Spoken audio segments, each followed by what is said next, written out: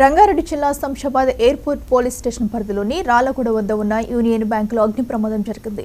CC camera బాక్సులో ఒక్కసారిగా మంటలు అంటుకుని ఫైర్ అలారం మోగింది. వెంటనే ఈ విషయాన్ని గమనించిన స్థానికులు బ్యాంక్ అధికారులకు, అగ్నిమాపక సిబ్బందికి సమాచారం అందించారు. ఆస్తి నష్టం జరగకపోవడంతో బ్యాంక్ అధికారులు ఊపిరి పీల్చుకున్నారు.